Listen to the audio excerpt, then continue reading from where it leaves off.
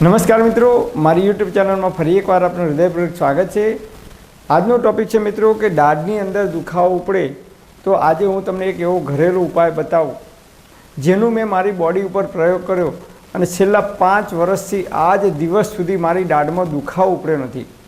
5 વર્ષ પહેલાંની વાત કરું તો મને 6 મહિના કે 12 મહિના થાય એટલે દાઢમાં જબરજસ્ત દુખાવો ઉપડે, કળતર થાય અને એક વખત એટલો ભયંકર દુખાવો પડે કે હું દાંતના ડૉક્ટર પાસે ગયો તો એમણે કહ્યું કે દાઢનું જે રૂટ છે એ ખુલ્લું થઈ ગયું છે, એનું મૂળ ખુલ્લું થઈ ગયું છે। એના લીધે હું પાણી પીવું તો પણ સતત દુખાવો થતો તો, ભયંકર કળતર થતી હતી। પાણી પીવું તો આંખમાં આંસુ આવી જાય એટલી કળતર થતી હતી, દુખાવો થતો હતો। ચા પીવું તો પણ એ દાઢની અંદર ભયંકર દુખાવો થતો હતો, લપકારા મારતો હતો, કળતર થતી હતી, આખી રાત ઊંઘ નથી આવતી। તો ડૉક્ટર પાસે ગયો તો ડૉક્ટરે કહ્યું કે રૂટ કેનાલ કરાવવી પડશે। 1 પણ રૂપિયાની દવા કર્યા વગર મેં આયુર્વેદિક ઘરગથ્થુ ઉપચાર કર્યા તો આજથી 5 વર્ષ પહેલાંની વાત છે।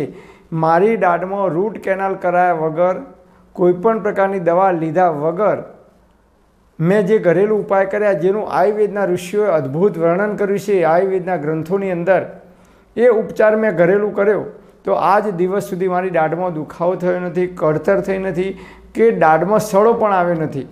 એ ઉપાય તમે કરશો તો હું તમને ગેરંટી મારીને કહું છું કે જિંદગીમાં જીવો ત્યાં સુધી તમને ક્યારેય દાઢમાં દુખાવો નહીં થાય। 100% નહીં પણ 1000% હું ગેરંટી આપું છું કે મેં મારી બોડી પર પ્રયોગ કર્યો છે, તો તમે પણ એ પ્રયોગ નિયમિત કરશો તો જિંદગીમાં જીવો ત્યાં સુધી તમારી દાઢમાં ક્યારેય સડો નહીં આવે, રૂટ કેનાલ કરાવી નહીં પડે કે દાઢમાં દુખાવો નહીં થાય। આવો અદ્ભુત અને ચમત્કારિક ઉપાય જેનું આયુર્વેદના વેદાચાર્યોએ આયુર્વેદની અંદર વર્ણન કરેલું છે। તો એના માટે શું કરવાનું એ સૌથી પહેલાં આપણે સમજીએ કે આપણી દાઢમાં દુખાવો કેમ થાય। તો કે દાઢમાં સડો થાય ત્યારે। દાઢમાં સડો ક્યારે થાય તો કે દાઢની અંદર જીવાણુ એટલે કે કીટાણુ ઉત્પન્ન થાય તો। હવે આ કીટાણુ ક્યાંથી આવ્યા? બહારથી આવ્યા? ના, દાઢની અંદરથી ઉત્પન્ન થયા। તો કેવી રીતે ઉત્પન્ન થયા? બસ આટલું જ આપણને સમજણ પડી જાય તો દાઢમાં જિંદગીમાં ક્યારેય દુખાવો નહીં થાય। તો આ કીટાણુ કેવી રીતે દાઢમાં ઉત્પન્ન થયા અંદરના ભાગમાં? તો કે આપણે જે કંઈ ખોરાક ખાઈએ છીએ, દાળ ભાત, શાક, રોટલી, સવારે ચા સાથે રોટલી ખાઈએ, ચા સાથે બિસ્કિટ ખાઈએ, આઈસ્ક્રીમ ખાઈએ, સફરજન ખાઈએ, કેળું ખાઈએ, કોઈપણ પ્રકારનો નાસ્તો કરીએ ત્યારે એની અંદર જે કણ છે, ઝીણા ઝીણા કણ, એ અનાજના ખોરાકના કણ એ આપણી દાઢની અંદર ક્યાંક પોલાણ હોય એની અંદર ઝીણા ઝીણા ચીપકી જાય છે અને સમય આવે ત્યારે એ દાઢની અંદર જે ભરાઈ રહેલા કણ હોય છે એ અનાજના કણ સડવા લાગે છે અને એની અંદરથી જીવાત ઉત્પન્ન થાય છે। જે રીતે આપણી ઘરે ખીચડી હોય કે ભાત બનાવ્યા હોય અને એ ખીચડી કે ભાતને આપણે કોઈ ડસ્ટબિનની અંદર નાખી દઈએ તો 4 કે 5 દિવસ પછી તમે જોશો તો એ ખીચડી કે ભાતની અંદરથી જીવાણુ કીટાણુ ઉત્પન્ન થાય છે, જીવાત પડે છે। ક્યાંથી જીવાત આવી? ખીચડી કે ભાતની અંદર જીવાત ઉત્પન્ન થાય છે। બસ એ જ રીતે આપણા દાઢની અંદર જ્યારે પણ ખોરાકના કણ ભરાઈ રહેશે ત્યારે એ ખોરાકના કણ સડવા લાગે છે ને એની અંદરથી જીવાત ઉત્પન્ન થાય છે, બહારથી નથી આવતી, એની અંદરથી જીવાત ઉત્પન્ન થાય છે અને એના લીધે આપણને દાઢમાં સડો આવવાની શરૂઆત થઈ જાય છે, દાઢમાં લપકારા મારે છે, ભયંકર દુખાવો થાય છે, આખી રાત ઊંઘ આવતી નથી। તો શું કરવાનું?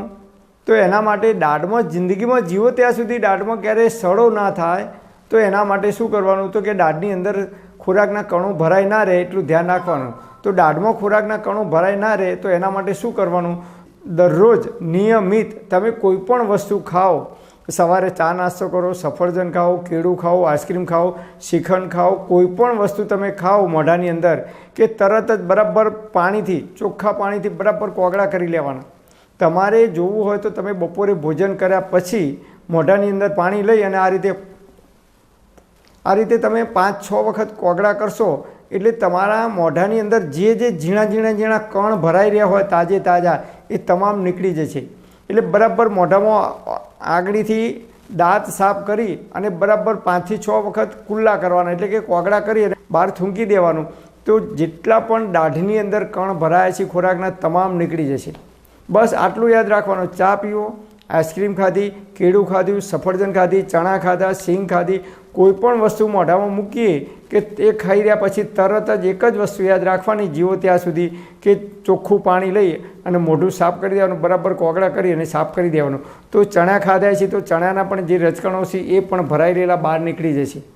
અને ખોરાકના કણ જિંદગીમાં જીવો ત્યાં સુધી નહીં ભરાઈ રહે દાઢની અંદર, તો જીવો ત્યાં સુધી જિંદગીમાં ક્યારેય દાઢમાં દુખાવો નહીં થાય, કે જિંદગીમાં ક્યારેય રૂટ કેનાલ કરાવી નહીં પડે, કે દાઢની અંદર કળતર પણ નહીં થાય, કે દાઢ પડાવવાની પણ જરૂર નહીં પડે.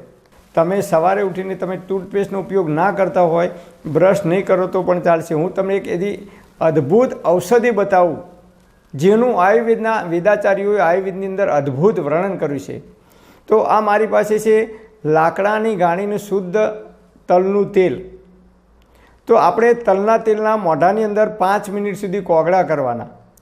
તલના તેલની અંદર એવા તત્વો ભરેલા છે કે ગમે તેવા તમારા મોઢાની અંદર કીટાણુ છે, જીવાણુ છે, તો એને મારી નાખવાની, એને દૂર કરવાની તાકાત તલના તેલની અંદર રહેલી છે. તો તલના તેલની અંદર એવા તત્વો રહેલા છે કે તમને ગમે તેવો ભયંકરમાં ભયંકર દુખાવો થતો હોય તો પણ એ તમને ખૂબ જલ્દીથી રાહત આપે છે.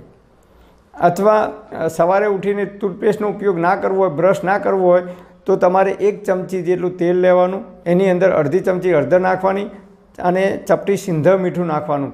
આનું મિશ્રણ કરી અને પેસ્ટ બનાવી અને દરરોજ જો દાંત ઉપર લગાવવામાં આવશે, દાઢના પેઢા છે મજબૂત થશે, તમારા દાંત પણ મજબૂત થશે.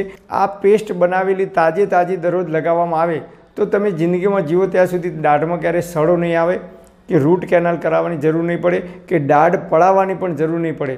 તો હું દરરોજ આનો નિયમિત ઉપયોગ કરું છું, એટલે તમને પણ કહું છું કે તમે પણ જો આ રીતે નિયમિત તલના તેલનો ઉપયોગ કરશો તો જિંદગીમાં જીવો ત્યાં સુધી દાઢની અંદર સડો નહીં આવે.